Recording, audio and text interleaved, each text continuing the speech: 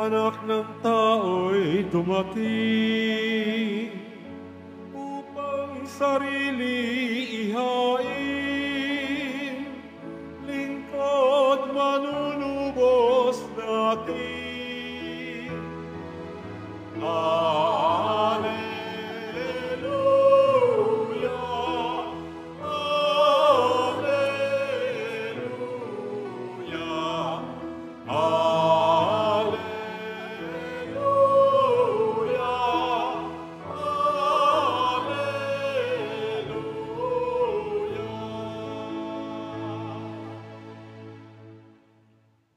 Sumainyo ang Panginoon. At sumayo rin. Ang mabuting balita ng Panginoon ayon kay San Lucas. Papuri sa iyo, Panginoon. Isang araw, samantalang nananalangin mag-isa, si Jesus lumapit sa kanya ang kaniyang mga alagad. Tinanong niya sila, "Sino raw ako ayon sa mga tao?" Sumagot sila, "Ang sabi po ng ilan ay si Juan Bautista kayo. Sabi naman ng iba, si Elias kayo. At may nagsasabi pang nabuhay ang isa sa mga propeta noong una.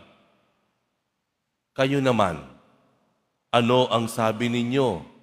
Tanong niya sa kanila. "Ang Mesiyas ng Diyos," sagot ni Pedro.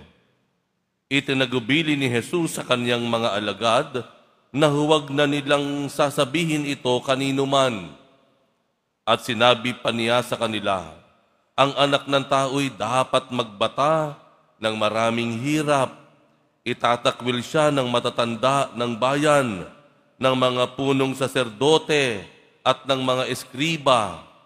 Ipapapatay nila siya, ngunit sa ikatlong araw ay muling mabubuhay.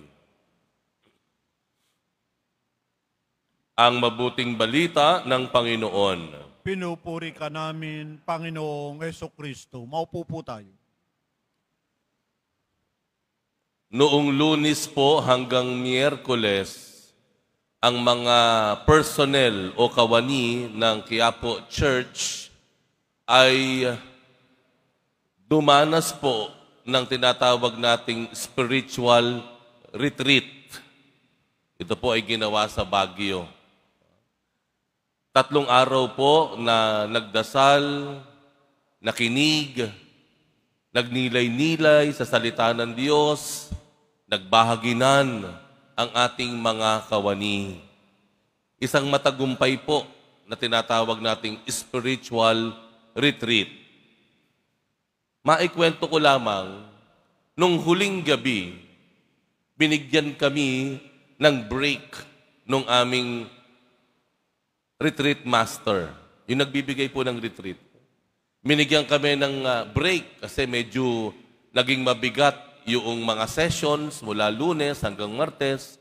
Kaya nung kinagabihan, huling gabi na namin, bago kami umuwi kinabukasan, binigyan kami ng break nung aming retreat master. Ayan, si Coach Mimo. Ayan. So, ibig sabihin, sige, pwede kayong lumabas sa retreat house. Pero, merong rules ang retreat house. Kung lalabas kayo ngayong gabi, kailangan bumalik kayo bago mag-alas 10:30.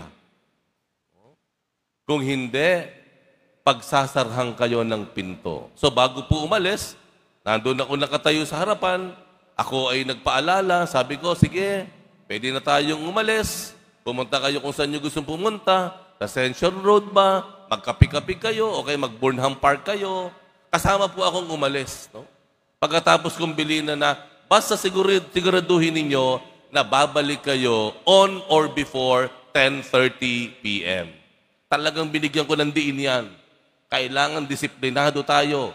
Babalik tayo on or before 10:30. So may mga lumabas na po.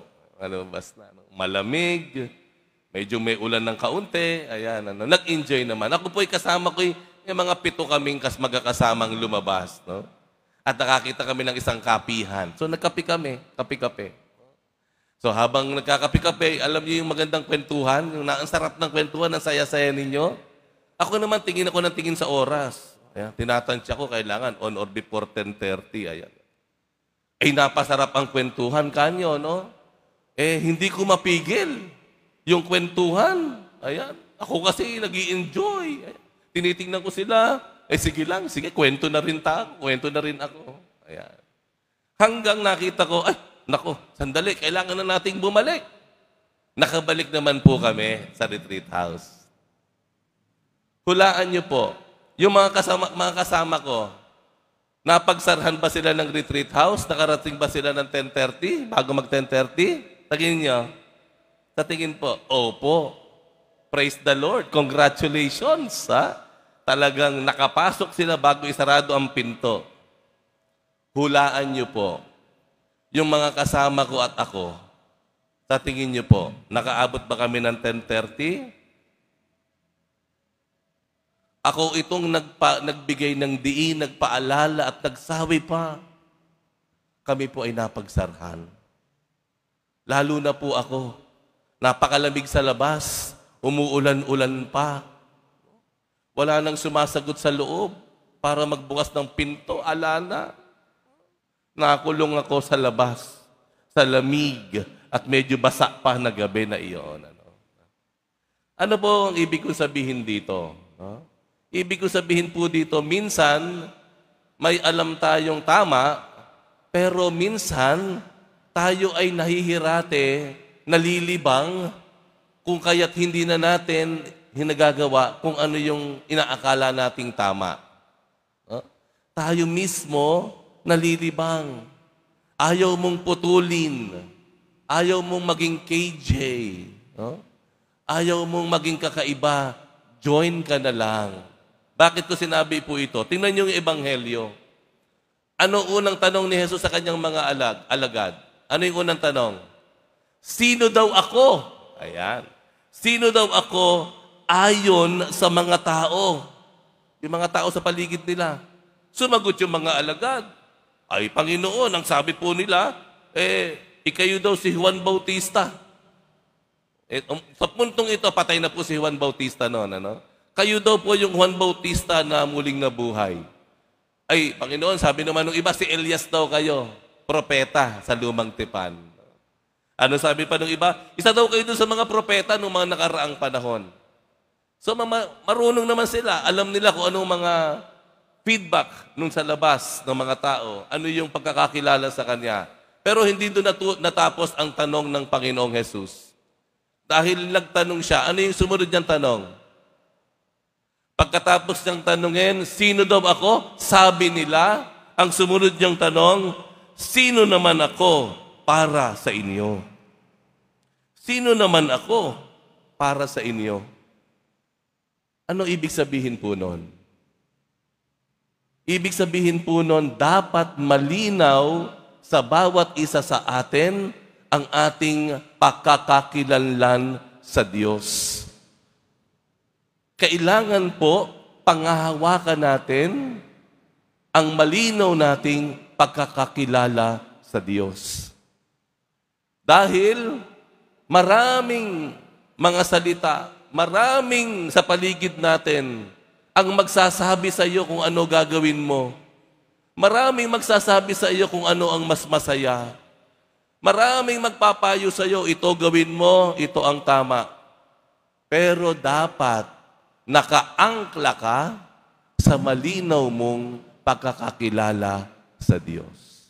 Kung hindi, ikaw mismo maliligaw. Kung hindi, ikaw mismo magkakamali. Kung hindi, ikaw mismo mapapahamak.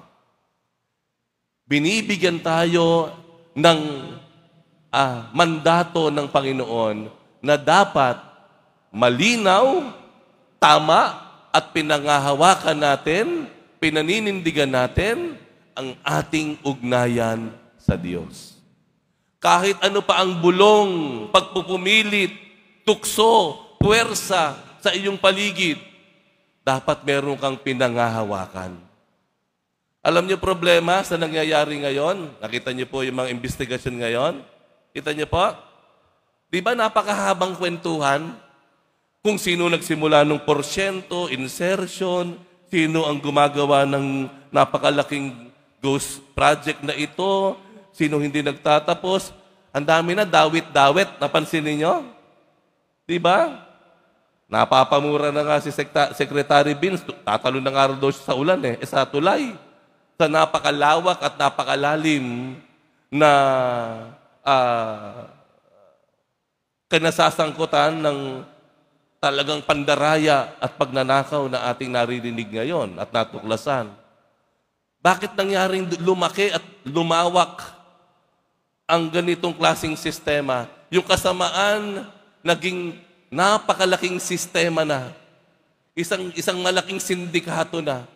Bakit dumami ang maraming sangkot?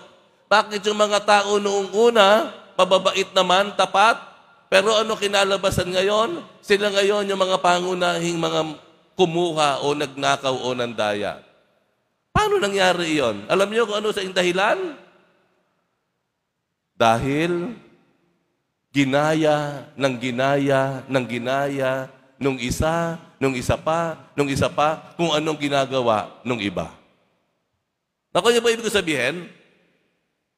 Kaya lumalawak ang kasamaan na sobrang laki na niyan, mukha siya isang malaking halimaw na matatakot ka na at iisipin mo na wala ng pag-asa ay dahilan sa ugali ng bawat isa sa atin.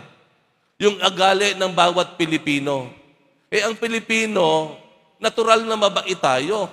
Natural na mapagmahal tayo sa ating bayan. Natural na may malasakit tayo sa isa't isa. Natural na may pagkalinga tayo sa mga mahihirap.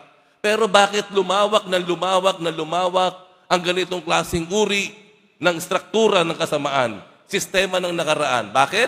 Dahil ang bawat isa sa atin nagpapadaig, gumagaya doon sa mga mali na sinasabi, ipinapayo, ginagawa ng iba. Hindi ba? Ginagawa din yun naman, di gagawin ko na rin. Ako pa ba maiiwan? Nagnanakaw din naman kayo, di magnanakaw din ako. Para pare-pareho naman tayong masaya. Di ba? Niloloko niya naman, magloloko na rin ako. Bakit ba? Kayo lang ba? Yung ganong mga uring mga paniniwala o prinsipyo, yung po ang nagpapakita sa atin o pruweba na tayo walang pinanghahawakan. Walang pinaninindigang malinaw na prinsipyo ng kabutihan, ng katapatan na nanggagaling sa katuruan ng ating Panginoong Jesus. Abay, puro Kristiyano po yung mga involved. Puro Katoliko pa karamihan dyan. O, di po ba? Kung nangyari sa kanila yon, pwedeng mangyari din sa atin. Kaya nga po ba, ang tanong ni Jesus, kayo, sino ako para sa inyo? Parang sinasabi ng Panginoon, okay, alam nyo kung ano sinasabi ng iba, pero ang gusto kong sabihin sa inyo, kayo ba? Malinaw ba sa inyo? Kung sino ako sa inyo? Kayo ba? Kaya nyo bang panghawakan ang sinasabi ko? Kayo ba? Kaya nyo bang maging tapat sa akin hanggang huli? Kayo ba? Kaya nyong panindigan ang aking mga salita? Kayo ba? Hahayaan nyo ba ang aking kalooban ang mamahala sa buhay ninyo, sa inyong negosyo, sa inyong trabaho, sa inyong pamilya, sa inyong pamayanan? Kayo ba? Kaya nyong panghawakan ito? Mga kapatid, ang problema ng bayan na ito ay problema ng bawat isa sa atin. Itigil na po natin, pagsumikapan po natin, na wag tayo basta gagaya, susuko, o wag natin agad isusuko ang mabubuti nating mga hangarin, yung ating magaganda at patas at makatarungang mga pamantayan sa buhay. Wag nating sasabihin, ginagawa nyo din naman, pues, gagawin ko din.